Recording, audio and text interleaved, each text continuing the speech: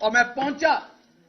मैंने अमेरिका में, ये रांझा साहब बैठे हुए हैं, ये बताएंगे, अमेरिका में जाके डॉक्टर्स तो हमारे सेटल हो जाते हैं, टेक्निकल एजुकेशन, वो भी बहुत बड़ी बात है, छोटी बात नहीं है। लेकिन अमेरिका में पाकिस्तानी पढ़ा हुआ प्रोफेसर आप ढूंढ के दिखा दें मुझे। अशराफिया का बच्चा तो होगा अमेरिका की किसी यूनिवर्सिटी में पढ़ाता, किसी गरीब आदमी का बच्चा आपको एक आदि मिलेगा अमेरिका की यूनिवर्सिटियों में, और वो भी अमेरिका की टॉप यूनिवर्सिटी के अंदर। मैंने अपने ख्वाब देखे, मैंने अपने ख्वाबों के लिए मेहनत की, मैं अपने ख्वाबों के लिए रात दिन जागा, मेरी फैमिली मेरे साथ खड़ी हुई, मैंने अपने ख्वाब जिए। उसके बाद मैंने एक और ख्वाब देखा। मैंने ख्वाब देखा कि पाकिस्तान को हमने बदलना है, मेरे जैसे लोगों को आगे आना है।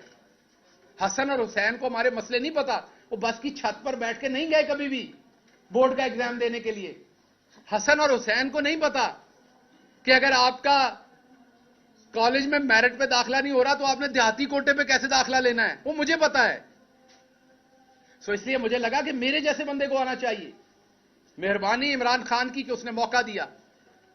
मैंने अमेरिका में अपनी वो तनख्वाह जो आज शायद 60-70 लाख बनती होगी महाना, जब छोड़ के आया था तो 35-40 लाख बनती थी, जो एक मेरी तरह के मिडिल क्लास का ख्वाब हो सकता है। कहा जाता है जो आपके फार्म हाउस है आपका वो है, और भाई लूट के नहीं, वहां मेहनत से कमाया था। जो कुछ भी है, लोग इल्जाम तो पाकिस्तान में सब सियासतदानों पे लगते हैं और वो इल्जाम कभी प्रूव नहीं होते।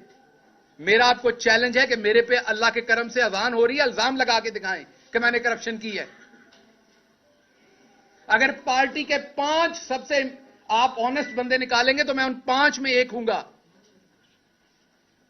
और अगर गलत कह रहा हूं तो कोई सामने आए और इल्जाम लगाए। पंजाब में 1 साल रहा हूं, फेडरल में मैं 3 साल रहा हूं, 2.5-3 साल।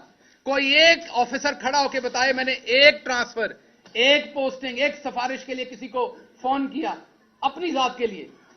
अगर कोई बुजुर्ग आ गया है, अगर किसी के साथ जुल्म हो रहा है पुलिस की तरफ से, किसी सहाफी का मसला है, तो बिल्कुल वो रफाए आमा के लिए किया।